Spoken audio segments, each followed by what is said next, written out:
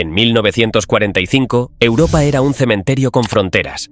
Más de 11 millones de desplazados vagaban entre ruinas y 3 de cada 4 judíos europeos habían desaparecido.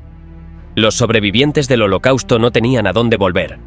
Sus casas habían sido ocupadas, sus familias exterminadas y sus países convertidos en escenarios de pogromos incluso después de la guerra. En los campos de desplazados instalados por los aliados en Alemania y Austria, miles de personas vivían tras alambradas bajo el mismo ejército que meses antes los había liberado. En ese paisaje absurdo nació una nueva consigna: ir a Palestina o morir aquí. Mientras tanto, en Oriente Medio, la comunidad judía del Yishuv, ya organizada, armada y entrenada por los británicos, se preparaba para un cambio histórico. Durante la guerra, había colaborado con el ejército aliado fabricando armas, alimentos y uniformes, y formó la Brigada Judía, cuyos soldados combatieron en Europa bajo bandera hebrea. Al terminar el conflicto, Palestina se convirtió en el destino de miles de refugiados europeos. En 1948, la ONU aprobó la partición del territorio y Ben-Gurión proclamó la independencia de Israel. Apenas unas horas después, 5 ejércitos árabes invadieron el nuevo país. Contra todo pronóstico, la milicia judía de la Haganah, embrión del futuro ejército israelí, resistió y aseguró la victoria. Este documental relata cómo la tragedia del Holocausto dio lugar al nacimiento del Estado de Israel. Desde las cenizas de Europa hacia la promesa de una patria. Para entender cómo nació Israel, es necesario volver a los años de guerra, cuando el Yishuv, la comunidad judía establecida en Palestina bajo el mandato británico, comenzó a consolidarse como una fuerza política y militar. Mientras Europa era devastada por el nazismo, Palestina se convirtió en un centro logístico del esfuerzo aliado. Se producían alimentos, uniformes y municiones para el ejército británico, y miles de jóvenes hebreos se alistaban con la esperanza de que esa cooperación abriera el camino hacia la independencia. El temor, sin embargo, nunca desapareció. La expansión de las tropas de Rommel hacia el norte de África hizo pensar que el desierto del Negev sería el siguiente objetivo alemán. En Jerusalén, multitudes se reunían frente al muro occidental para orar, convencidas de que el destino de los judíos en Palestina podía ser el mismo que el de los judíos europeos. Se elaboraron planes de defensa, se formaron redes clandestinas de radio y se prepararon refugios en Galilea ante la posibilidad de una invasión. En los diarios locales, la palabra holocausto comenzó a aparecer como un oscuro presagio. A pesar del miedo, la vida cotidiana continuaba. La guerra transformó la economía del país sin romper su aislamiento. Las noticias sobre Europa llegaban fragmentadas y confusas. En 1942, un periódico de Tel Aviv informó que 1 millón de judíos habían sido asesinados, pero el titular ocupó apenas una esquina de la primera página. Los reportes sobre cámaras de gas o fusilamientos masivos se mezclaban con crónicas de batallas y deportes. La distancia geográfica y el agotamiento emocional hacían que muchos no pudieran creer lo que leían. Para los inmigrantes recientes, en cambio, esas noticias eran insoportables. Casi la mitad de los judíos de Palestina provenía de Europa del Este y mantenía vínculos con familias atrapadas en guetos o deportadas. Cada telegrama o carta era una herida personal. En esa mezcla de dolor y culpa comenzó a formarse una convicción nueva. La supervivencia del pueblo judío solo sería posible en su propia tierra. Dirigidas por la agencia judía, intentaron dar respuesta a la tragedia con gestos simbólicos. Se organizaron ayunos, rezos públicos y paros laborales, pero la vida en Palestina siguió su curso. El contraste entre la normalidad local y el horror en Europa generaba incomodidad. Intelectuales como Martin Buber pedían un duelo colectivo, mientras otros consideraban que el dolor debía transformarse en acción política. De esa tensión entre duelo y acción surgió una nueva estrategia: convertir la tragedia en argumento político. Esa idea fue asumida por los dirigentes sionistas. Para Ben-Gurión y la agencia judía, el deber principal no era rescatar a los individuos, sino construir un Estado que garantizara la supervivencia colectiva. El objetivo inmediato era fortalecer las instituciones, consolidar la defensa y preparar la independencia. Esa lógica se extendió también a la relación con los británicos. En 1939, el Reino Unido había emitido el Libro Blanco, que limitaba la inmigración judía a 75.000 personas en 5 años y restringía la compra de tierras. Londres buscaba apaciguar a la población árabe y mantener la estabilidad imperial. Aún así, el liderazgo del Yishuv decidió apoyar la causa aliada. Lucharemos junto a Inglaterra como si no hubiera libro blanco, y contra el libro blanco como si no hubiera guerra, resumió Ben Gurión. Cerca de 30.000 voluntarios hebreos se incorporaron al ejército británico, convencidos de que esa lealtad se traduciría después en reconocimiento político. En 1944 se formó la Brigada Judía, integrada por 5.000 hombres que llevaban en el uniforme una estrella de David amarilla, símbolo que pasó de ser emblema de persecución a signo de orgullo nacional. Sus miembros serían más tarde el núcleo del futuro ejército israelí, y su experiencia militar consolidó el carácter defensivo del Yishuv. Mientras tanto, la cuestión de la inmigración seguía siendo un punto de conflicto. Miles de refugiados intentaban llegar a Palestina por mar. Los barcos eran frágiles, sobrecargados y acosados por la Marina británica. Algunos alcanzaban la costa de noche. Otros eran interceptados o naufragaban, como el Struma, hundido con más de 700 pasajeros. La inmigración ilegal, la Aliyabet, permitió la entrada de unos 50.000 refugiados durante la guerra, aunque se priorizaba a jóvenes sanos y se rechazaba a ancianos o enfermos. Ni siquiera la magnitud del exterminio modificó esa política. En paralelo, el Yishuv buscó formas simbólicas de participación en la guerra. En 1944, un grupo de 30 voluntarios fue lanzado en paracaídas sobre la Europa ocupada. Su misión era demostrar que los judíos de Palestina no habían olvidado a los suyos. Entre ellos estaba Hannah Senesh, poeta húngara de 23 años, capturada y ejecutada. Antes de morir escribió: «Dichoso el fuego que al arder enciende otras llamas». Su sacrificio se convirtió en mito fundador del heroísmo israelí y reforzó la idea de un pueblo que incluso en la derrota debía actuar. Las negociaciones con los nazis para intercambiar vidas por recursos, como el Plan Europa o la Operación Camiones por Sangre, fracasaron por la desconfianza aliada y las reservas del liderazgo judío. Los británicos temían una llegada masiva de refugiados. Los estadounidenses rechazaban cualquier trato con el enemigo. Desde Jerusalén, Ben Gurión y Moshe Sharet se mantuvieron dentro de los límites diplomáticos. Para ellos, la prioridad era clara: sin soberanía, no habría salvación. Cuando la guerra terminó, de los 9 millones de judíos europeos quedaban 3.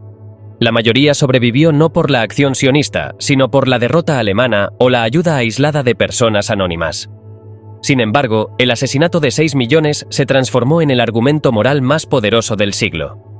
Los sobrevivientes, dispersos en un continente en ruinas, se convirtieron en la prueba viva de que el pueblo judío necesitaba una patria.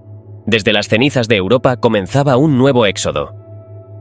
Los primeros emisarios del Yishuv, soldados de la Brigada Judía y representantes de la agencia, llegaron a Europa poco después del fin de la guerra. En Buchenwald, Bergen-Belsen o Dachau encontraron seres que apenas parecían vivos. «Viven como si siguieran prisioneros, sin calor ni dignidad», escribió un oficial. Ese encuentro fue un choque moral. Los emisarios, formados en el ideal del nuevo hebreo fuerte y orgulloso, se enfrentaron a los restos del exilio: cuerpos exhaustos, miradas vacías, silencio. Uno de ellos confesó que al entrar en un barracón creyó ver animales, y solo después comprendió que eran seres humanos despojados de todo. Los informes enviados a Jerusalén reflejaban una mezcla de compasión y desconcierto. Algunos describían a los refugiados como un pueblo sin fuerzas ni destino. Otros veían en ellos un milagro de voluntad de vida. En los campos de desplazados, miles de parejas se casaban y tenían hijos como un acto instintivo de reconstrucción. Traer vida era una forma de negar la muerte. Ben Gurión viajó a Alemania y anotó en su diario que los campos aún olían a muerte. Pero su preocupación principal no eran los muertos, sino los vivos. Temía que el Holocausto hubiera destruido el capital humano necesario para construir un Estado. «La catástrofe», escribió, «no ha sido solo contra el pueblo judío, sino contra el proyecto judío». Su visión era pragmática. La supervivencia individual solo tenía sentido si contribuía a la colectiva. Propuso trasladar a 1 millón de refugiados a Palestina, aunque sabía que los medios eran insuficientes. «El Estado debe levantarse sobre los vivos, no sobre los muertos», repetía. Las condiciones en los campos de desplazados eran desoladoras. Informes aliados, como el del jurista estadounidense Earl Harrison, señalaban que la situación era similar a la de los campos nazis, salvo que ahora no se extermina. Faltaban alimentos, abrigo y atención médica, y miles murieron en los meses siguientes a la liberación. En Polonia y otras zonas del este, los pogromos continuaban, lo que llevó a los judíos supervivientes a concentrarse en Alemania, Austria e Italia. Allí nació una nueva comunidad provisional, los She'erit Hapletá, los restos que sobrevivieron. Los emisarios del Yishuv recorrieron esos lugares con un doble propósito: asistir y seleccionar. La ayuda humanitaria se mezclaba con la política. Había que socorrer, pero también identificar a quienes pudieran contribuir al futuro Estado. Se priorizaba a jóvenes y niños, mientras los ancianos y enfermos quedaban al margen. Muchos supervivientes percibieron esa distancia. Agradecían la ayuda, pero sentían que eran evaluados. Los emisarios los describían como desmoralizados o incapaces de adaptarse al ideal pionero del kibutz. Ben-Gurión llegó a decir que los mejores perecieron primero. Aún así, sabía que sin ellos no habría nación. Desde entonces, la relación entre el Israel naciente y los supervivientes estaría marcada por una mezcla de necesidad y desconfianza. En medio de la miseria surgían gestos simbólicos. En un campo cerca de Frankfurt, una niña se acercó a Ben-Gurión y le preguntó si era el rey de Israel. Él respondió que no, pero ella insistió: «Sí lo eres, llévame contigo». En esa escena se condensaba la esperanza de una generación que veía en Palestina la posibilidad de recuperar la dignidad perdida. Esa esperanza no era individual, se extendía por todos los campos de desplazados. Los informes coincidían en que la mayoría de los supervivientes quería ir a Palestina. En el este continuaban los pogromos. En el oeste, las fronteras seguían cerradas. Palestina era la única puerta abierta, aunque estrecha. En la agencia judía surgían dudas. ¿Podrían esos refugiados adaptarse al rigor del trabajo agrícola y la disciplina colectiva? Algunos advertían que una inmigración masiva sin control convertiría el país en un gran manicomio. Pese a las reservas, las misiones de reclutamiento se multiplicaron. En los campos se organizaron clases de hebreo, reuniones políticas y ceremonias donde ondeaban banderas con la estrella de David. Era la pedagogía del Renacimiento: enseñar a los sobrevivientes a verse como ciudadanos de una nación que aún no existía. A fines de 1945, los primeros barcos partieron clandestinamente hacia Palestina. Algunos fueron interceptados por la Marina británica. Otros lograron desembarcar de noche, ayudados por militantes de la Haganá. Aquella operación, la Aliyah Bet, fue más que un desafío logístico. Fue una afirmación política. El pueblo judío, aniquilado en Europa, se ponía nuevamente en movimiento. Ese flujo de vidas errantes marcó el inicio del éxodo que daría origen al Estado de Israel. Truman y Stalin coinciden: el inesperado consenso del nacimiento israelí. Cuando terminó la Segunda Guerra Mundial, Europa albergaba a cientos de miles de judíos sin hogar. Polonia y los países del este seguían siendo territorios inseguros. Los pogromos de 1946 en Kielce y Cracovia demostraron que el regreso era imposible. Ante esa situación, los supervivientes iniciaron una huida organizada con la ayuda de emisarios del Yishuv y antiguos partisanos. Aquel movimiento, conocido como la Brijá, la huida, se convirtió en una red clandestina que trasladó a decenas de miles de personas hacia las zonas de ocupación aliadas en Alemania, Austria e Italia. Allí comenzó a concentrarse una población errante, integrada por quienes aguardaban un destino que aún no existía. Se conocían como She'erit Hapletá, expresión hebrea que significa «los restos que sobrevivieron», los últimos testigos de una Europa que ya no tenía lugar para ellos. La Brijá no surgió espontáneamente. Fue diseñada por veteranos de las brigadas partisanas que habían combatido en los bosques de Polonia y Bielorrusia. Estos hombres, conocedores de rutas clandestinas y técnicas de supervivencia, establecieron una cadena humana que atravesaba los Alpes hacia Italia y cruzaba las fronteras checas hacia Austria. Entre 1945 y 1947 movilizaron aproximadamente 250.000 personas, utilizando documentos falsificados, sobornos a guardias fronterizos y la complicidad de oficiales aliados que hacían la vista gorda. En algunos puntos de paso, las autoridades soviéticas facilitaron el tránsito. Stalin veía con buenos ojos la salida de judíos hacia Occidente, donde su presencia presionaría a los británicos. En esos territorios surgieron los campos de desplazados, prolongación involuntaria del cautiverio. Aunque las condiciones eran miserables, en ellos renació una vida colectiva. Se abrieron escuelas, se imprimieron periódicos y se alzaron banderas con la estrella de David. El hebreo volvió a hablarse y los comités políticos organizaron elecciones simbólicas. Aquel impulso era el intento de transformar la catástrofe en origen. Los enviados del Yishuv llegaron con un propósito claro: preparar a los refugiados para la emigración a Palestina. Les mostraban películas sobre los kibutzim, enseñaban canciones y narraban la vida en los asentamientos como una promesa de dignidad. Europa, repetían, era una tumba. El futuro estaba en Oriente. Los dirigentes sionistas comprendieron rápidamente el valor estratégico de aquellos campos. Cada refugiado representaba una prueba viva de la necesidad de un Estado judío.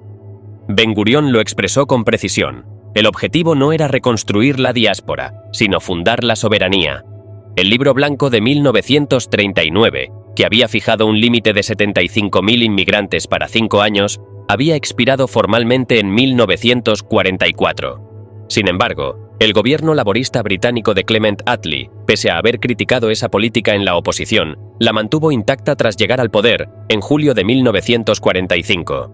Ernest Bevin, ministro de Asuntos Exteriores, argumentaba que una inmigración masiva desestabilizaría Oriente Medio y pondría en riesgo el acceso británico al petróleo y al Canal de Suez. Londres necesitaba la lealtad árabe más que la gratitud judía. Con el Libro Blanco aún vigente restringiendo la inmigración, el Yishuv recurrió a la Ha'apalá, la llegada clandestina por mar. Desde puertos italianos y franceses partieron barcos atestados que casi todos fueron interceptados por la Marina británica, pero cada captura multiplicaba la indignación mundial. El Éxodus 1947 cristalizó ese simbolismo cuando, con más de 4.000 refugiados a bordo, fue asaltado cerca de Haifa y devuelto a Alemania. La imagen de judíos sobrevivientes empujados otra vez a tierra alemana conmovió a la opinión internacional, presentando por primera vez la causa sionista como respuesta legítima a la injusticia persistente. Entre 1945 y 1948, decenas de miles intentaron llegar al país. Los detenidos fueron enviados a Chipre, donde nuevos campos reproducían en miniatura la compleja identidad del pueblo renacido. La destrucción del judaísmo europeo obligó al liderazgo a mirar más allá del continente. En el norte de África y en países árabes vivían comunidades hasta entonces ignoradas por el proyecto nacional. El vacío dejado por la Shoah transformó esa indiferencia en necesidad demográfica urgente. Las políticas de selección que antes favorecían juventud o formación europea fueron abandonadas. Ya no se elegía, se aceptaba a todo judío dispuesto a emigrar. Los emisarios negociaron con gobiernos del este la salida de comunidades enteras. A veces, Israel pagó por cada emigrante autorizado. El recuerdo del fracaso en rescatar judíos durante la guerra pesaba como un imperativo moral que no podía ignorarse. Mientras tanto, entre los escombros de Europa, algunos supervivientes eligieron un camino distinto. Abba Kovner, poeta y antiguo partisano, reunió a un grupo de combatientes decidido a vengar el exterminio. Lo llamaron Nakam, venganza. Su plan de envenenar a prisioneros nazis bajo control aliado provocó numerosas intoxicaciones en Nuremberg, sin muertes masivas. Otros vengadores actuaron por su cuenta, identificando y ejecutando a culpables directos. En Palestina, estas acciones suscitaron debate. Algunos líderes comprendían el impulso de justicia inmediata. Otros, como Moshe Sharet, insistieron en que toda respuesta debía ser digna, que el castigo no repitiera la lógica del verdugo. Con el tiempo, las acciones del Nakam fueron borrándose de la memoria oficial mientras el centro del movimiento pasaba de la venganza a la legitimación política. El rechazo al Nakam no era solo moral, sino estratégico. Entre 1946 y 1947, el liderazgo sionista emprendió una campaña diplomática sin precedentes en Washington, Londres y las capitales europeas. La agencia judía abrió oficinas de representación, contrató firmas de relaciones públicas estadounidenses y movilizó a la comunidad judía norteamericana para presionar al Congreso. Paralelamente, el Irgun y el Lehi intensificaron sus ataques contra objetivos británicos en Palestina. La voladura del Hotel King David en julio de 1946 mató a 91 personas y marcó un punto de inflexión. Los británicos, que mantenían 100.000 soldados en el territorio a un costo insostenible para una economía de posguerra en bancarrota, comenzaron a considerar seriamente la retirada. La Guerra Fría emergente aceleraba ese cálculo. Tanto Estados Unidos como la Unión Soviética buscaban influencia en Oriente Medio, y Gran Bretaña perdía capacidad para sostener su imperio. La escena internacional se transformaba aceleradamente. La Guerra Fría naciente modificó el equilibrio diplomático, y tanto Estados Unidos como la Unión Soviética buscaron presencia en Oriente Medio. La agencia judía aprovechó ese contexto enviando delegaciones a Washington, Londres y París para insistir en que ningún otro territorio podía absorber a los refugiados. Los intentos británicos de reasentarlos en Europa o América Latina fracasaron sistemáticamente. El presidente Truman presionó al gobierno británico para admitir 100.000 judíos en Palestina, pero Londres rechazó la propuesta y mantuvo el bloqueo naval, erosionando su propia autoridad moral con cada barco interceptado. La violencia en el territorio aumentaba. Desde 1945, el Irgun y el Lehi atacaban instalaciones británicas. Las voladuras del Hotel King David y los atentados contra patrullas simbolizaron el agotamiento del mandato colonial. Mientras tanto, el Haganá, brazo militar de la agencia, intentaba mantener el control interno mientras Ben Gurión aceleraba la creación de una estructura paralela capaz de transformarse en Estado. El fracaso de la Conferencia de Londres en 1946, donde delegados árabes y judíos no alcanzaron ningún acuerdo, llevó a Gran Bretaña a entregar la cuestión a las Naciones Unidas en 1947. La decisión británica fue interpretada por muchos como un acto de venganza diplomática. Esperaban que la ONU, recién fundada y sin experiencia en conflictos territoriales, fracasara igual que ellos, demostrando así la imposibilidad de resolver el problema palestino. La comisión UNSCOP recorrió los campos de refugiados y quedó impactada por las escenas de alambradas y niños famélicos que recordaban a los campos de concentración. Concluyeron que mantener el statu quo era imposible. El 29 de noviembre de 1947, la Asamblea General aprobó el plan de partición del territorio en 2 estados con 33 votos a favor, 13 en contra y 10 abstenciones. La votación fue resultado de una campaña diplomática feroz. El bloque soviético votó a favor para debilitar la presencia británica.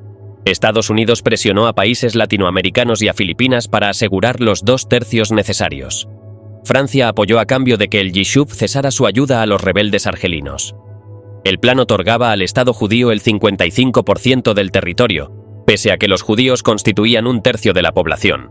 Las tierras asignadas incluían el desierto del Negev, considerado estéril, pero también las zonas costeras más fértiles y desarrolladas. El Estado árabe quedaría fragmentado en 3 segmentos sin continuidad territorial. Los delegados árabes abandonaron la sala antes de la votación, declarando que jamás aceptarían la partición. Las calles judías estallaron en júbilo, las árabes en furia. En cuestión de horas comenzaron los enfrentamientos. La guerra civil se desató sin declaración formal. Carreteras bloqueadas, colonias asediadas y ciudades mixtas convertidas en zonas de combate. El Haganá, reorganizado en brigadas regulares, adoptó pronto una estrategia ofensiva. Bajo la dirección de Yigael Yadin, el Plan Dalet definió los pasos a seguir: asegurar corredores de comunicación, ocupar zonas estratégicas y neutralizar posiciones hostiles. Las operaciones en Tiberíades, Haifa y Safed consolidaron el control judío del norte, mientras las brigadas del sur avanzaban hacia el Negev. La guerra provocó un éxodo masivo de árabes palestinos, abriendo una nueva crisis de refugiados que marcaría el futuro de la región. El liderazgo árabe no logró coordinar una respuesta eficaz. Las fuerzas locales carecían de armamento pesado y de cadena de mando unificada. Los británicos, formalmente aún responsables del territorio, evitaron enfrentarse directamente con el Haganá y concentraron sus esfuerzos en retirarse. En la práctica, el mandato había terminado antes de su fecha oficial. Durante esos meses críticos, el Yishuv funcionó como un estado en gestación. Se establecieron ministerios provisionales, se emitieron documentos de identidad y se organizó un sistema de racionamiento. Los impuestos financiaban el esfuerzo de guerra y la absorción de inmigrantes. En los kibutzim, los jóvenes entrenaban mientras cultivaban. En las ciudades se levantaban refugios y hospitales de campaña. La sensación era de urgencia absoluta. Si no se ganaba esa guerra, el proyecto sionista desaparecería. Entre diciembre de 1947 y marzo de 1948, el Haganá estuvo a la defensiva. Las milicias árabes controlaban las carreteras principales y sitiaron Jerusalén, cortando el suministro de alimentos y agua a los 100.000 judíos de la ciudad. Los convoyes que intentaban romper el cerco sufrían emboscadas mortales. En marzo, el Consejo Nacional Judío consideró seriamente evacuar Jerusalén y concentrar la defensa en la llanura costera. Fue entonces cuando el Plan Dalet cambió la dinámica. Entre abril y mayo, operaciones como Naishon, que abrió temporalmente el corredor a Jerusalén, y la captura de ciudades mixtas como Haifa, Tiberíades, Safed y Jaffa, invirtieron la balanza militar. Estas victorias no solo aseguraron territorio, desencadenaron un éxodo de entre 250.000 y 350.000 árabes palestinos antes del 14 de mayo, transformando la demografía del futuro Estado. Ben Gurión temía que un retraso permitiera a las potencias imponer una administración internacional. Por ello, el 14 de mayo de 1948, en Tel Aviv, anunció la creación del Estado de Israel. La lectura del acta coincidió con la retirada del último contingente británico, y pocas horas después, los ejércitos de Egipto, Siria, Líbano, Irak y Transjordania cruzaron las fronteras para invadir el nuevo país. Desde el comienzo, Israel partía con desventaja. contaba con 35.000 hombres frente a más de 50.000 soldados árabes dotados de artillería y aviación. Sin embargo, la desunión enemiga y la organización interna de la Haganah resultaron decisivas. La operación Nachshon logró abastecer Jerusalén, asediada desde marzo, y demostró la eficacia del nuevo ejército. A medida que se consolidaba la estructura militar, las milicias Irgun y Lehi fueron integradas bajo un mando único, transformando el Haganah en las fuerzas de defensa de Israel. En ese contexto, el suministro de armas se convirtió en un factor crucial y dramático. En enero de 1948, el Haganah tenía apenas 10.000 rifles y ninguna artillería pesada. El embargo de armas de la ONU, aprobado en abril, bloqueaba legalmente cualquier compra. No obstante, el Yishuv había comenzado meses antes a establecer contactos clandestinos en Europa. Checoslovaquia, entonces bajo control comunista y con aprobación soviética, se convirtió en el principal proveedor. Entre marzo y mayo de 1948 llegaron 25 aviones de caza Avia S-199, versiones checas del Messerschmitt alemán, junto con 34.500 rifles, 5.200 ametralladoras y millones de municiones. Los aviones fueron desmontados, enviados por barco y reensamblados en secreto. Su aparición en el cielo a finales de mayo sorprendió a los ejércitos árabes y cambió el equilibrio aéreo. El costo fue enorme. Israel pagó precios inflados y muchos pilotos murieron en máquinas defectuosas, pero sin ese contrabando la guerra habría estado perdida. Mientras tanto, la diplomacia se desarrollaba con la misma intensidad que los combates. El reconocimiento inmediato de Israel por parte del presidente Truman aseguró apoyo político y acceso a fondos. La Unión Soviética también reconoció al nuevo Estado, buscando debilitar la influencia británica. Por primera vez, ambas superpotencias coincidían en un mismo objetivo. En el campo de batalla, las ofensivas árabes comenzaron a estancarse progresivamente. En el norte, las fuerzas israelíes aseguraron Galilea y tomaron Acre. En el centro, conquistaron Lida y Ramla, consolidando el corredor hacia Jerusalén. Y en el sur, la operación Yoav rompió el cerco egipcio y permitió avanzar hacia el Negev. Los armisticios de 1949 se negociaron por separado, evitando un frente árabe unificado. El primero fue con Egipto en febrero, seguido por Líbano en marzo, Jordania en abril y finalmente Siria en julio. Ralph Bunche, mediador de la ONU, condujo las negociaciones en la isla de Rodas. Cada armisticio estableció líneas de alto el fuego, no fronteras reconocidas, que otorgaron a Israel aproximadamente un 78% del territorio del mandato británico, muy superior al 55% del plan de partición. Estas líneas verdes se mantuvieron hasta 1967. Ningún país árabe aceptó la paz formal ni el reconocimiento del Estado judío. Para el verano de 1949, los armisticios con Egipto, Líbano, Siria y Jordania fijaron las fronteras provisionales del nuevo Estado. Sin embargo, el costo humano fue enorme, más de 6.000 israelíes muertos, muchos de ellos recién llegados de Europa. En los cementerios improvisados, los nombres hebraizados convivían con apellidos polacos o húngaros. Su sacrificio selló el vínculo entre la tragedia europea y el nacimiento de Israel. Los refugiados se convirtieron en ciudadanos, y los desplazados en fundadores. La independencia, pese a todo, generó un consenso temporal que subordinó las divisiones ideológicas al esfuerzo común. Pero el nuevo Estado heredó tensiones profundas, el conflicto árabe, la dependencia económica de la diáspora y la presión por absorber una inmigración masiva. Entre 1948 y 1951, más de 700.000 judíos llegaron al país, duplicando la población. La mayoría provenía de los campos europeos y de comunidades expulsadas de países árabes tras la guerra. Israel improvisó viviendas, hospitales y escuelas en medio del racionamiento y la escasez. En el plano internacional, el joven país buscó consolidar su legitimidad presentándose como respuesta moral al fracaso de Europa. Las delegaciones israelíes recordaban que el Holocausto había demostrado la necesidad de una soberanía judía. Esa narrativa se convirtió en la base ética del reconocimiento internacional, mientras la diplomacia, dirigida por Sharet, procuraba una legitimidad práctica: ser admitido en la comunidad de estados, obtener ayuda económica y asegurar fronteras estables. El fin de la guerra dejó a Israel con un territorio mayor al previsto por la partición, pero sin fronteras definitivas ni paz formal. Cientos de miles de palestinos desplazados permanecieron en campamentos, abriendo una nueva cuestión internacional. Dentro del país, la prioridad era integrar inmigrantes y consolidar instituciones. En 1949 se celebraron las primeras elecciones. Weizmann fue elegido presidente y Ben Gurion, primer ministro. la guerra había transformado un movimiento disperso en un estado funcional. En menos de 3 años, el mundo pasó del descubrimiento de los campos de concentración al nacimiento de una nación armada. Los supervivientes que vagaban por Europa en 1945 se convirtieron en la base demográfica del nuevo país. Los dirigentes que habían priorizado la estrategia sobre el rescate consolidaron su visión. El Holocausto dejó de ser solo una tragedia para convertirse en fundamento de legitimidad política. Israel emergía como resultado de esa secuencia: exterminio, éxodo y soberanía.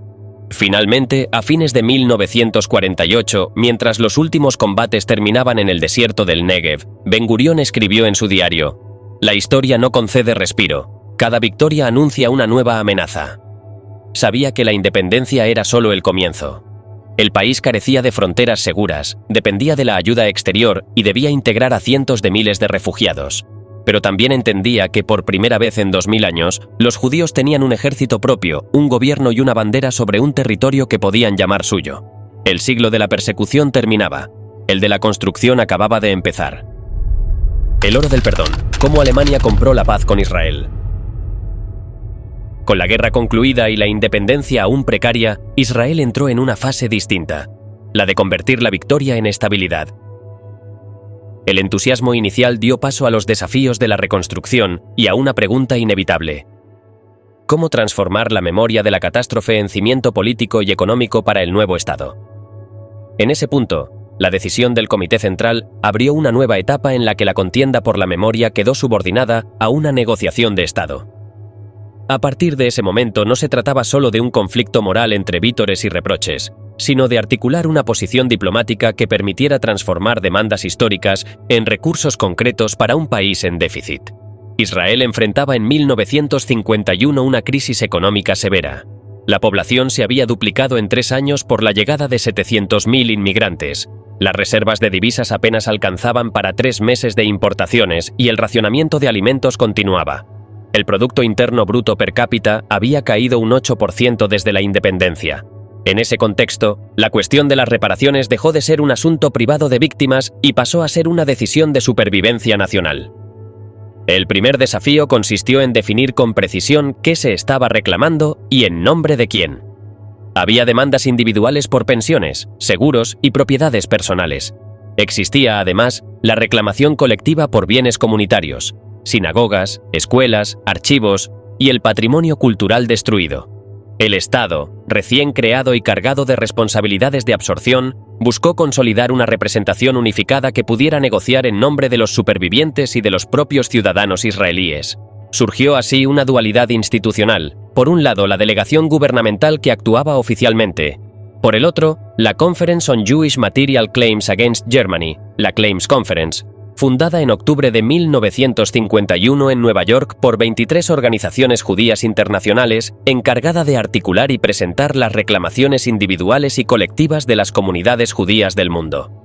Esa división respondía tanto a diferencias de interés como a la necesidad de proteger la legitimidad política del Estado frente a la presión internacional. Mientras se redactaban memorandos y se discutían cifras, la diplomacia israelí actuó con notable discreción. Las primeras conversaciones directas con representantes de Bonn se llevaron a cabo en un clima de secretismo calculado. Se procuró evitar la exposición pública hasta no obtener garantías mínimas. El encuentro clave ocurrió en diciembre de 1951 en París, cuando Felix Schinar y Maurice Fischer, enviados secretos israelíes, se reunieron con el canciller Konrad Adenauer en su residencia privada. Adenauer, católico renano de 75 años que había sido destituido por los nazis en 1933, veía en la reconciliación con los judíos una forma de rehabilitar a Alemania ante Occidente. En esa conversación de 3 horas, el canciller prometió personalmente que su gobierno aceptaría el principio de compensación material, aunque advirtió que el monto debería negociarse considerando la frágil economía alemana de posguerra. Ese encuentro marcó una línea de inflexión. Por primera vez la posibilidad de trato bilateral dejó de ser mera hipótesis y adquirió forma negociadora. En Jerusalén, la dirigencia política debió balancear argumentos contradictorios. Frente a la exigencia ética de no normalizar relaciones con Alemania, pesó la realidad económica.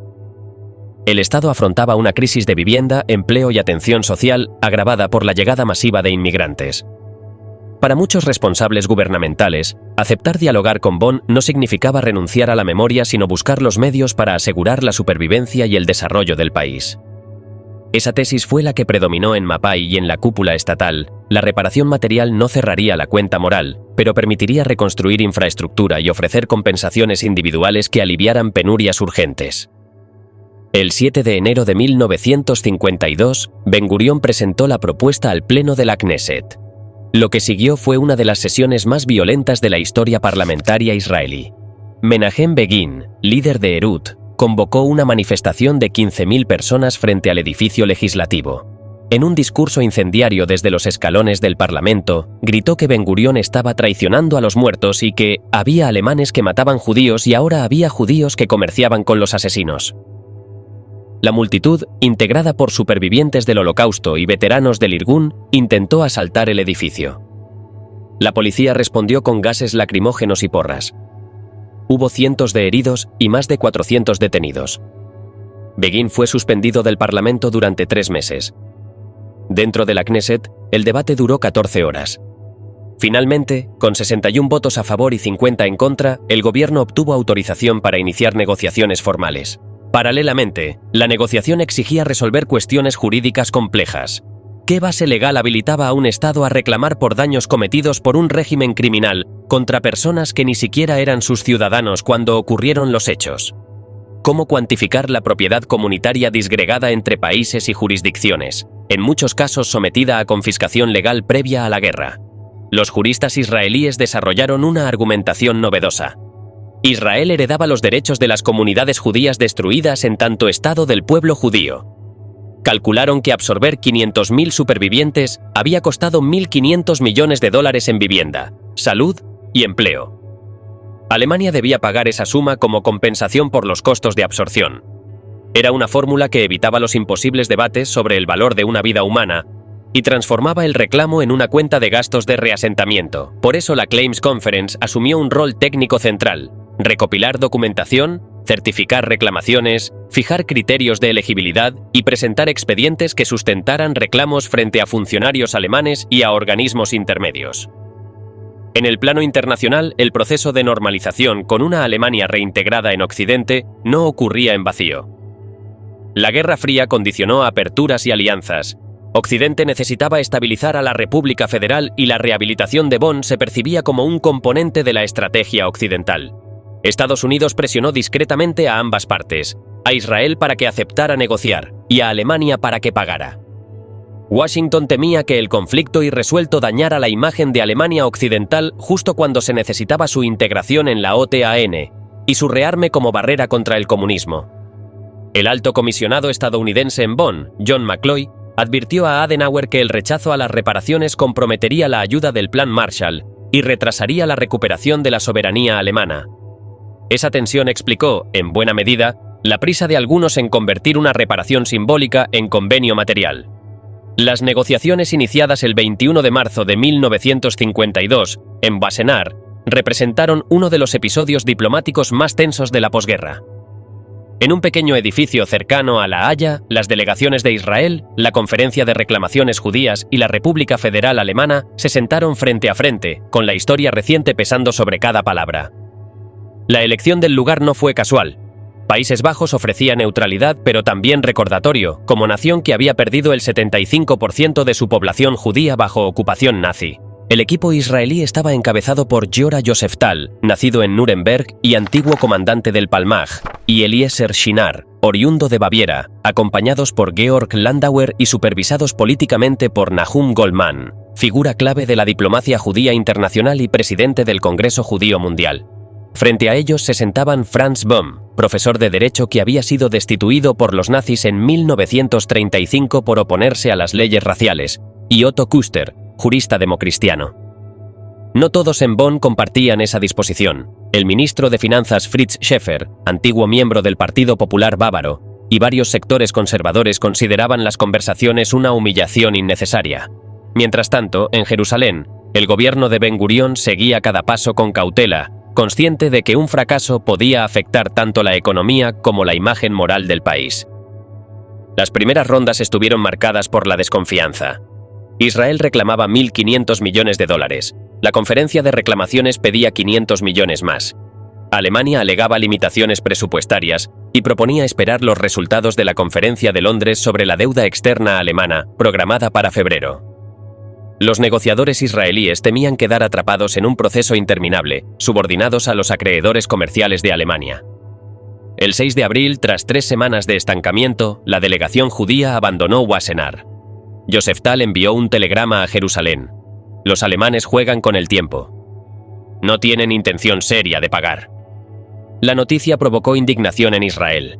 Las calles de Jerusalén y Tel Aviv volvieron a llenarse de manifestaciones, pero esta vez contra la mala fe alemana. En ese momento intervino Nahum Goldmann con una campaña paralela de presión. Desde París, Goldmann orquestó una estrategia doble. Amenazó públicamente con movilizar a las organizaciones judías estadounidenses contra el rearme alemán y la entrada de Bonn en la OTAN, mientras en privado sugería a Adenauer que un acuerdo generoso convertiría a Israel en aliado discreto en Oriente Medio, útil para la inteligencia occidental frente al avance soviético. Además, alertó a McCloy de que el fracaso de las conversaciones dañaría la imagen democrática de Alemania justo cuando se discutía la cancelación de parte de su deuda externa. Era un juego de diplomacia intensa, hecho de cartas personales, promesas y advertencias. Mientras tanto, dentro de Alemania, el tema dividía al gabinete. Algunos ministros temían que aceptar las demandas judías desatara resentimiento interno en una población que se consideraba víctima de la guerra. Adenauer, sin embargo, comprendía el valor político de cerrar ese capítulo. Reparar al pueblo judío era también la vía para recuperar respeto internacional. El 8 de mayo de 1952, aniversario de la rendición alemana, Adenauer convocó un Consejo de Ministros extraordinario y amenazó con dimitir si no se autorizaba reabrir las negociaciones con una oferta concreta. El ministro Schäfer cedió a regañadientes. En junio se acordó un nuevo punto de partida. Un paquete de 3.450 millones de marcos alemanes, equivalentes a 820 millones de dólares, de los cuales 3.000 millones irían a Israel y 450 millones a la Claims Conference. Los pagos se efectuarían en bienes industriales y combustibles durante 12 años, evitando así transferencias de divisas que Alemania no podía permitirse. El 10 de septiembre de 1952, en el Ayuntamiento de Luxemburgo, se firmó el documento que selló oficialmente el entendimiento. Moshe Sharett, ministro de Asuntos Exteriores, y Nahum Goldmann representaron a Israel. Adenauer lo hizo en nombre de la República Federal. No hubo discursos. Sharett había preparado uno en el que afirmaba que no existía perdón posible por la sangre derramada, pero el canciller pidió omitir cualquier referencia moral directa. Ambos sabían que cada palabra podía reabrir heridas. Las plumas se deslizaron sobre el papel en silencio, en una ceremonia breve que puso fin a meses de tensiones. La ratificación del tratado en el Bundestag, el 18 de marzo de 1953, fue dramática. El Partido Socialdemócrata votó a favor. Los liberales se dividieron. La derecha nacionalista y los comunistas votaron en contra. Adenauer advirtió que el rechazo costaría la reputación de Alemania. Con 239 votos a favor, 35 en contra y 86 abstenciones, el acuerdo fue aprobado. En la Knesset israelí, la ratificación obtuvo apenas 7 votos de mayoría. La sociedad israelí seguía profundamente dividida. El acuerdo estipulaba que los pagos se efectuarían en especie, bienes industriales, combustible y maquinaria. Israel estableció la misión de compras en Colonia, dirigida por Felix Shinar, con estatus diplomático de facto, aunque ambos países no mantenían relaciones formales. La misión funcionaba como una embajada clandestina, ocupaba un edificio de 6 pisos en el centro de Colonia, empleaba a 150 personas y manejaba contratos con más de 1.200 empresas alemanas. Cada compra debía ser aprobada por el Ministerio de Hacienda en Jerusalén, que priorizaba bienes de capital que aceleraran la industrialización: turbinas, grúas, locomotoras, equipos químicos y petroleros. El impacto del acuerdo en la economía israelí fue inmediato y profundo. Entre 1953 y 1965, las reparaciones financiaron el 20% de todas las inversiones públicas. Se adquirieron 50 barcos mercantes, incluidos 2 transatlánticos alemanes reacondicionados que se convirtieron en los buques insignia de la línea ZIM. Se compraron 500 locomotoras diésel que modernizaron completamente los ferrocarriles israelíes. Con fondos alemanes se construyeron la central eléctrica de Haifa, la refinería de petróleo de Haifa Bay, el astillero naval de Haifa y el sistema de alcantarillado de Tel Aviv. Las minas de fosfato del Negev recibieron equipos de excavación alemanes que triplicaron la producción. El tendido eléctrico nacional pasó de 300 kilómetros de líneas de alta tensión en 1952 a 2.800 kilómetros en 1960. El crecimiento industrial aceleró la salida del periodo de austeridad y permitió reducir la dependencia de la ayuda estadounidense. Sin embargo, el aspecto económico no eliminó el conflicto ético. Muchos supervivientes se sentían incómodos al ver mercancías alemanas en tiendas de Tel Aviv o Haifa. En 1954 estalló un escándalo cuando se descubrió que el gobierno había comprado automóviles Mercedes-Benz para uso oficial. Begin denunció en la Knesset que los ministros israelíes circulaban en los coches de los verdugos. Ben-Gurión respondió que el Estado debía ser pragmático, no sentimental, pero ordenó que no se compraran más vehículos alemanes para funcionarios. Otros, beneficiarios de compensaciones personales, debían enfrentarse a trámites que reavivaban el trauma. Los formularios exigían detallar lugares de detención, fechas, lesiones y pérdida de bienes, todo en idioma alemán. Las indemnizaciones llegaban con lentitud, y cada reclamación implicaba justificar la persecución sufrida. En los kibutzim, el dinero de las compensaciones provocó crisis ideológicas. En Ein Harod, el kibutz más grande del país, la asamblea debatió durante 3 noches si aceptar que los miembros recibieran pagos individuales. Los veteranos socialistas argumentaban que todo ingreso debía socializarse. Los supervivientes respondían que ese dinero representaba a sus familias asesinadas.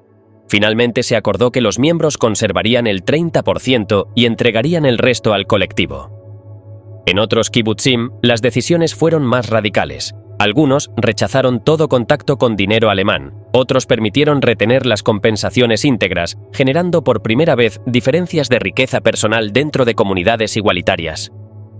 Para Ben-Gurión, la firma del tratado fue una victoria política pero también un precio moral. En privado reconocía que el acuerdo había salvado al país de una crisis financiera, aunque advertía que no debía interpretarse como reconciliación. En sus diarios de 1953 escribió: «Tomamos de Alemania lo que nos pertenece. No es perdón, es cobro. Los muertos no resucitarán, pero los vivos construirán». Ordenó centralizar la gestión de las compras para evitar corrupción y especulación. A pesar de los temores iniciales, el cumplimiento alemán fue puntual. Los bienes llegaban cada año según calendario, y el flujo de recursos se convirtió en parte esencial del presupuesto nacional hasta 1965. La cooperación económica derivó, inevitablemente, en una relación política más estrecha. Las visitas discretas entre diplomáticos de ambos países se multiplicaron. En 1956, durante la crisis del Sinaí, Adenauer garantizó personalmente que el suministro alemán no se interrumpiría pese a la presión internacional y ordenó acelerar entregas de combustible que Israel necesitaba para su campaña militar. Era la confirmación de que, detrás de la retórica, se estaba construyendo una alianza tácita entre dos estados necesitados de legitimidad. El acuerdo transformó la posición de Israel en el sistema internacional. Con recursos para importar tecnología y expandir su industria, el país consolidó su infraestructura básica en menos de una década. El Banco de Israel calculó que un 15% del crecimiento nacional y cerca de 45.000 empleos se originaron directa o indirectamente en los fondos de reparación. Pero su influencia más profunda fue simbólica. Por primera vez en la historia moderna, un Estado reconocía responsabilidad material por los crímenes cometidos contra los judíos. Esa dimensión política no apagó las resistencias internas. El 27 de marzo de 1952, antes de iniciarse las conversaciones, Eliezer Sudit, superviviente del gueto de Vilna, envió un paquete bomba a Adenauer. Explotó en la oficina de policía de Múnich, matando a un oficial e hiriendo a otros 2. Sudit fue arrestado en París y extraditado a Alemania, donde un tribunal lo condenó a 8 años. En Israel, sectores del público lo consideraron un héroe trágico.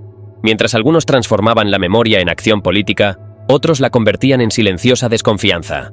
La normalización con Alemania seguía siendo, para muchos, una herida abierta que el tiempo no cerraría fácilmente. Kastner y Eichmann, la memoria del Holocausto en manos de Israel. Mientras Israel consolidaba su independencia y negociaba con el pasado reciente de Europa, emergían en su propio territorio dilemas morales que la joven nación apenas comenzaba a confrontar. Entre ellos, la historia de Malkiel Gruenwald, un anciano judío húngaro de 72 años, barba y yarmulke negros, que administraba un modesto hotel de 10 habitaciones en la Plaza Sion de Jerusalén. Antes había sido diplomático menor del Imperio Austrohúngaro y periodista en Viena, donde su carrera fracasó entre fraudes menores. Ahora, desde su hotel rebautizado como Monte Sion, Gruenwald publicaba boletines propios donde atacaba a líderes de la comunidad judía húngara, políticos religiosos y miembros del partido gobernante Mapai, revelando viejas rivalidades y escándalos anteriores al Holocausto. En agosto de 1952, mientras el país debatía furiosamente sobre las reparaciones alemanas, Gruenwald publicó un número particularmente incendiario. Su objetivo era Israel Rudolf Kastner, abogado y periodista que había liderado el Comité de Rescate de Judíos Húngaros durante la Segunda Guerra Mundial. Las acusaciones eran devastadoras: colaboración con los nazis, asesinato indirecto de judíos húngaros, enriquecimiento ilícito y protección de criminales de guerra tras la liberación. Kastner, quien había negociado directamente con Adolf Eichmann y el oficial nazi Kurt Becker, había logrado salvar miles de vidas, incluidos 1.685 judíos enviados a Suiza en el llamado Tren VIP. Sin embargo, esas mismas acciones que para algunos representaban actos heroicos de rescate, para otros constituían una traición imperdonable. El contexto era complejo y doloroso. Israel enfrentaba la difícil posición moral de los sobrevivientes judíos que se habían encontrado con figuras consideradas traidoras durante y después del Holocausto. Algunos judíos habían ocupado roles de autoridad bajo los nazis como capos o miembros de los consejos judíos, y muchos sobrevivientes los acusaban de crímenes graves. Esto había generado violencia y linchamientos en los campos de refugiados europeos tras la liberación. Para abordar estas situaciones, Israel aprobó la ley de nazis y colaboradores nazis en 1950, aunque las investigaciones y condenas resultaron limitadas y las penas generalmente leves. Los juicios eran incómodos y apenas cubiertos por la prensa, reflejando un tabú social profundo sobre el Holocausto en aquellos primeros años de la nación. La publicación de Gruenwald llevó a Kastner a enfrentar una demanda por difamación iniciada por el Estado. El fiscal general Chaim Cohen insistió en la acción legal, priorizando la defensa de la autoridad gubernamental. El juicio comenzó el 1 de enero de 1954 ante el juez Benjamin Halevi. Inicialmente, los periódicos apenas dieron cobertura, pero el caso estaba destinado a transformarse en algo mucho más grande. El abogado defensor Shmuel Tamir, excombatiente del Etzel y miembro fundador del partido Herut, vio en el caso una oportunidad política extraordinaria. Ambicioso y astuto, Tamir convirtió lo que debía ser un simple juicio por difamación en el juicio de Kastner, transformándolo en un examen de la moralidad y las decisiones del partido gobernante durante y después del Holocausto. Interrogó a Kastner sobre su relación con Becher, sobre la selección de pasajeros del tren VIP, que incluía miembros de su propia familia, y sobre la omisión de información crucial que podría haber permitido la resistencia armada o el escape de judíos húngaros. Tamir argumentó que Kastner había ocultado la intención exterminadora de los nazis y favorecido a ciertos grupos a cambio de silencio, lo que equivalía a colaboración y traición. El juicio se amplió mucho más allá de la difamación original.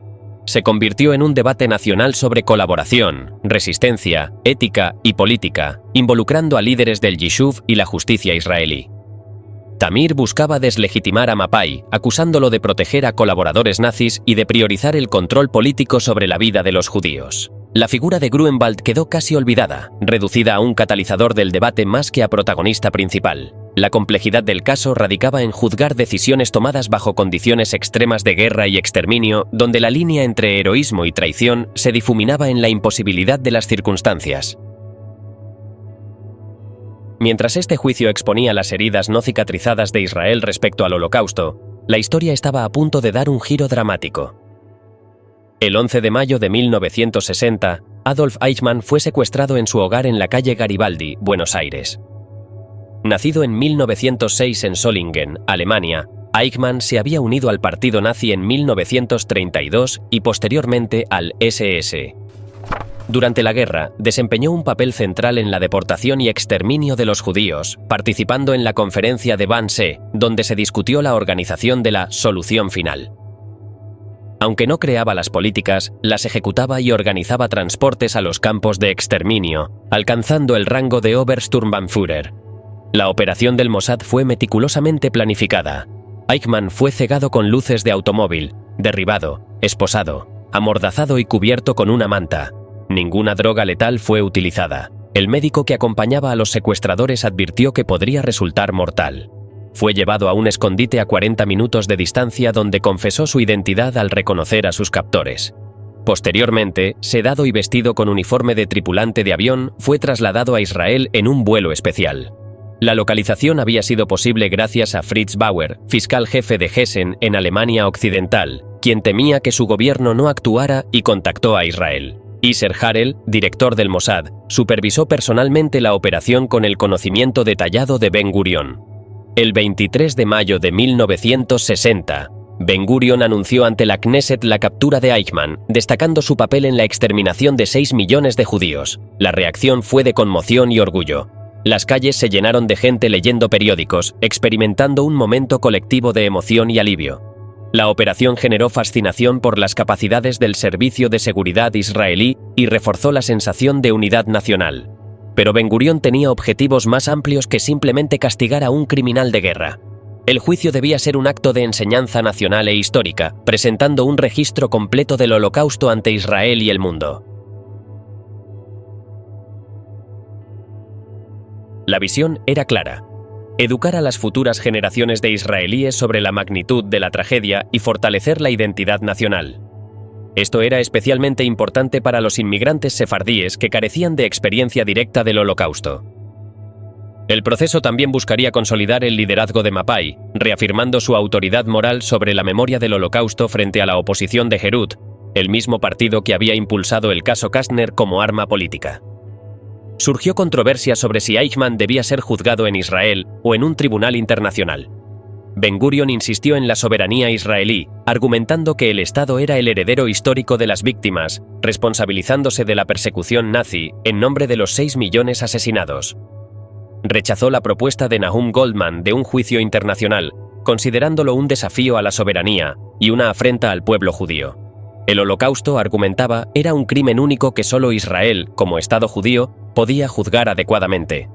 El juicio también planteó cuestiones legales complejas. La ley de castigo a nazis y colaboradores nazi de 1950 era retroactiva, extraterritorial y permitía la condena incluso sin demostrar intención criminal, además de admitir evidencia de segunda mano y no limitarse por prescripción para crímenes contra la humanidad y contra el pueblo judío. Estas medidas excepcionales buscaban expresar la indignación de la nación judía por los horrores de la Segunda Guerra Mundial y proteger a futuras generaciones contra genocidios. Gideon Hausner, el nuevo fiscal general, asumió la preparación del juicio con la visión de convertirlo en un acto de recordatorio histórico. Coordinó la investigación policial a través de la Buró 06, revisando documentos de Nuremberg y recopilando información de archivos internacionales.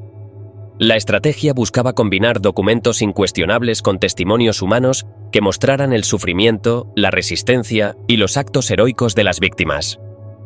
Hausner se concentró en lograr un impacto emocional en el público, especialmente en los jóvenes que carecían de familiares sobrevivientes que les contaran directamente la historia del Holocausto. Rachel Auerbach, historiadora y sobreviviente del gueto de Varsovia, seleccionó testigos enfocándose en los horrores del exterminio y la resistencia. Hausner priorizó testimonios auténticos de diversas clases sociales y profesiones, asegurando que el juicio representara la experiencia de toda la comunidad judía europea. Algunos testimonios se priorizaron sobre figuras públicas para garantizar la narración más directa y emocional. La preparación también incluyó consideración cuidadosa de la diplomacia internacional, especialmente con Alemania Occidental, para no generar resentimiento excesivo que pudiera afectar relaciones políticas o económicas. La composición del tribunal fue un tema delicado. Benjamin Halevi, presidente del Tribunal de Distrito de Jerusalén y el mismo juez que había presidido el caso Kastner, se autoasignó como juez del caso Eichmann.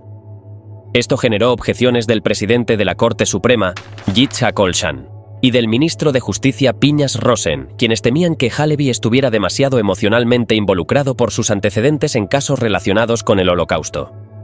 Finalmente se llegó a un compromiso. Halevi presidió el tribunal junto con otros jueces nombrados por la Corte Suprema. El abogado defensor de Eichmann, Robert Servatius de Colonia, también requirió una legislación especial para permitir su participación, ya que hasta entonces solo ciudadanos israelíes podían defender en tribunales israelíes. Los preparativos prácticos incluyeron la adaptación del teatro Beit Ham para albergar a más de 600 periodistas internacionales con traducción simultánea y acceso a expedientes completos.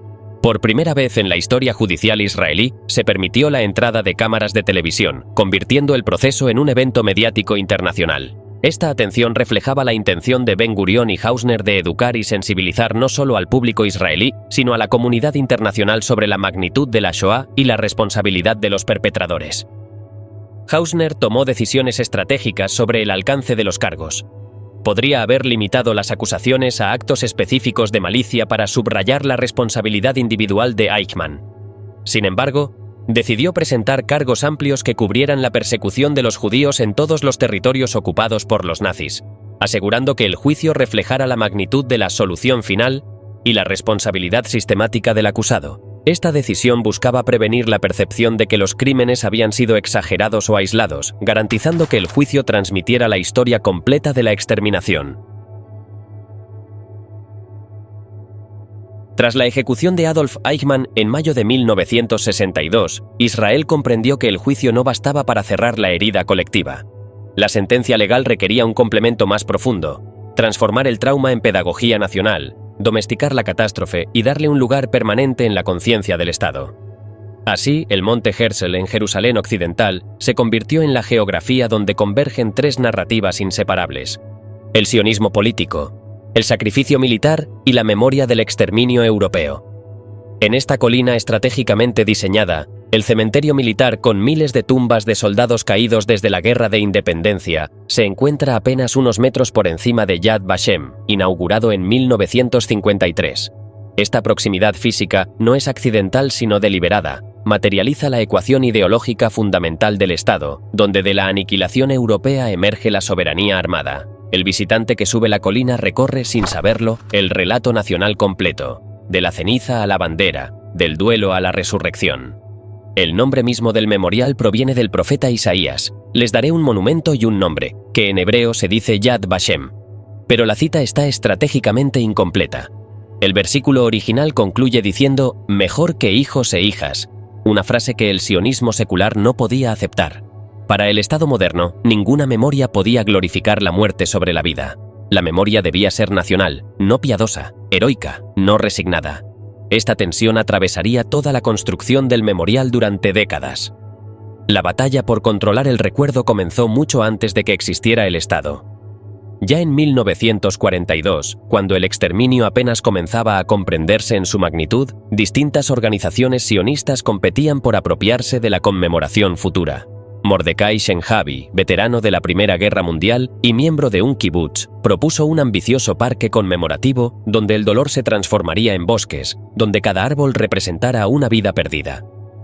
Simultáneamente, el Fondo Nacional Judío lanzó su propio proyecto: vender certificados de árboles a judíos de todo el mundo por 1 libra esterlina cada uno. Esta mercantilización del duelo generó controversia, pero también demostró algo fundamental: la memoria podía ser industria, infraestructura, negocio. Tras la independencia de 1948, David Ben Gurión centralizó férreamente la conmemoración. El gobierno entendió el poder simbólico de esa competencia y decidió que Israel debía ser el único guardián legítimo del recuerdo. El Ministerio de Asuntos Exteriores instruyó explícitamente a sus embajadas para desalentar la creación de monumentos del Holocausto fuera del país. La memoria debía tener su capital en Jerusalén. Hubo incluso propuestas radicales: otorgar ciudadanía israelí póstuma a los 6 millones de víctimas, integrando legalmente a los muertos en el Estado-nación. Aunque la idea no prosperó, revela la intensidad con que Israel reclamaba autoridad exclusiva sobre el genocidio. En agosto de 1953, el Parlamento aprobó la Ley del Memorial del Holocausto y el Heroísmo. El ministro de Educación, Ben-Zion Dinur, historiador y sobreviviente, articuló la tesis central: la Shoah había sido consecuencia directa de la diáspora. Un pueblo sin Estado estaba condenado al exterminio. Israel, por tanto, no era solo refugio sino reparación histórica y garantía de supervivencia. El debate parlamentario fue intenso y revelador. Los socialistas exigieron destacar el heroísmo del levantamiento del gueto de Varsovia, liderado por jóvenes de sus movimientos juveniles. La derecha denunció escandalizada que el memorial se construyera con dinero de reparaciones alemanas, lo que consideraban sangre convertida en monedas. Los religiosos demandaron convertir el espacio en santuario sagrado. La versión final adoptó un equilibrio tenso: holocausto y heroicidad, dos palabras que marcarían toda la pedagogía nacional. 2 años antes, el Parlamento había establecido el Día del Recuerdo del Holocausto, fijándolo estratégicamente una semana después de la Pascua judía, coincidiendo con el aniversario del levantamiento del gueto de Varsovia en abril de 1943. En 1959 se renombró oficialmente como Día del Holocausto y la Heroicidad, reforzando la ecuación entre víctima y combatiente. Cada año, al sonar la sirena a las 10 de la mañana, todo el país se detiene durante 2 minutos. Los automóviles frenan en medio de las autopistas, los conductores descienden y permanecen inmóviles, los peatones se congelan donde estén, las banderas caen a media asta. Es un silencio absoluto, casi religioso en su intensidad, que une a los vivos con los muertos. Una semana después, el Día de los Caídos por Israel repite el mismo ritual. Entre ambas fechas, el Estado recorre su tránsito fundamental, de la impotencia a la soberanía. El visitante que llega a Yad Vashem no encuentra un monumento grandioso, sino un conjunto de edificios sobrios cuyas líneas discretas y muros de piedra de Jerusalén evitan cualquier tentación de belleza que pudiera parecer obscena frente al horror. Entre los pinos plantados meticulosamente conviven la biblioteca, los archivos documentales, las salas de exposición y hasta una cafetería y tienda donde se venden libros y objetos conmemorativos. En cada bolsa, una menorá negra de 6 brazos recuerda a los 6 millones. Ese contraste, el recuerdo impreso en una bolsa de compras, encierra la paradoja israelí: cómo mantener vivo el duelo sin convertirlo en rutina. En el patio principal, grupos de escolares y soldados forman filas ordenadas. Escuchan en silencio mientras sus fusiles reposan sobre las mochilas. Es una imagen que define toda una pedagogía: recordar para defender, aprender la lección del pasado como garantía del futuro. En esa escena cotidiana se sintetiza la ecuación moral del Estado. La memoria del Holocausto no es solo evocación del sufrimiento, sino enseñanza militar, advertencia constante sobre la fragilidad de la existencia judía sin poder propio. El recorrido comienza en la Avenida de los Justos entre las Naciones, donde más de 26.000 árboles plantados individualmente honran a gentiles que arriesgaron su vida para salvar judíos. Cada árbol lleva una placa con el nombre del Salvador. Es el primer respiro moral antes del descenso al abismo. Luego aparece la réplica del monumento al levantamiento del gueto de Varsovia, con figuras de piedra tensas y musculosas que glorifican la resistencia física. Antes de enfrentarse al horror, el visitante contempla estas 2 imágenes: la bondad humana y la resistencia armada. Son los únicos destellos de luz antes de la oscuridad. Dentro del edificio original predominaban las fotografías en blanco y negro y los textos breves en hebreo, inglés y yiddish. La exposición seguía cronológicamente la persecución desde el ascenso de Hitler hasta la liberación, pero el mal aparecía como fuerza absoluta, casi metafísica, sin explicación profunda sobre las condiciones que hicieron posible el genocidio. Es un relato moral, no analítico, el mal como misterio. Las imágenes son deliberadamente duras, casi insoportables. La intención no es comprender sino sentir, la empatía sustituye al análisis. A medida que se avanza, un pasillo estrecho y claustrofóbico conduce hacia la sección dedicada a la resistencia judía. El diseño evoca los túneles del gueto de Varsovia por donde los combatientes escapaban entre ruinas. Allí, el museo iguala víctima y combatiente en una sola narrativa. La Shoah se convierte en epopeya. Los judíos no fueron solo llevados al matadero, sino que lucharon con dignidad. Ese mensaje, repetido en las escuelas durante décadas, sirvió para cimentar el ideal del nuevo hebreo, fuerte y armado, radicalmente opuesto a la imagen del judío diaspórico percibido como débil. En el corazón del complejo, el Santuario de los Nombres guarda millones de testimonios donde familiares registran meticulosamente los datos de las víctimas. El propósito es devolver a cada muerto su identidad individual, rescatarlo de la masa anónima del exterminio. Pero el proyecto está marcado por la imposibilidad. Incluso después de 8 décadas de búsqueda, solo cerca de la mitad de los nombres han sido documentados. Algunos líderes temían que ese vacío irreparable ofreciera argumentos a los negacionistas, pero el intento mismo de nombrar lo innombrable se convirtió en acto de fe laica, en resistencia contra el olvido. El centro espiritual es el Ohel Yizkor, el tabernáculo del recuerdo, una estructura austera de basalto oscuro inaugurada en 1961. La sala está iluminada únicamente por una abertura en el techo que permite que la luz caiga dramáticamente sobre una llama eterna que arde sobre cenizas traídas de los campos de exterminio. Los nombres de 22 campos principales están grabados en el suelo como cicatrices: Auschwitz, Treblinka, Sobibor, Majdanek. Allí se realizan las ceremonias oficiales y las visitas de jefes de gobierno extranjeros. No hay presencia rabínica ni liturgia religiosa. Es un templo secular donde el silencio cumple la función del rezo. Pero la memoria nunca fue única. El judaísmo ortodoxo creó su propio lenguaje paralelo de duelo, rechazando la secularización del sufrimiento. Eligieron otra fecha del calendario religioso para recitar Kadish por los muertos sin tumba. Sus héroes no eran los partisanos, sino los rabinos que murieron rezando. En 1949, en el Monte Sión, construyeron la Cámara del Holocausto, un santuario religioso lleno de objetos quemados, rollos de la Torá carbonizados y cenizas. Yad Vashem consideró este espacio una desviación, pero su existencia recordaba que la memoria no podía ser monopolio del Estado. Desde los años 50, Yad Vashem defendió agresivamente su papel como centro mundial del recuerdo. Bloqueó proyectos en París e intentó impedir iniciativas europeas. En los 80 tuvo que aceptar la apertura del Gran Museo del Holocausto en Washington. Israel comprendió que el monopolio absoluto era imposible, pero nunca renunció a su reclamo de autoridad moral suprema. Con el paso de las décadas, el relato del heroísmo se transformó en el del duelo íntimo. Nuevos espacios inaugurados en los 90 marcaron este viraje. El Valle de las Comunidades destruidas con nombres de 5.000 comunidades aniquiladas, y especialmente el Memorial de los Niños, una sala subterránea donde espejos reflejan infinitamente 5 velas creando la ilusión de 500.000 de luces por los niños asesinados. Un director del museo resumió el cambio con claridad. Ya no era necesario hablar constantemente de heroísmo. La palabra holocausto lo contenía todo.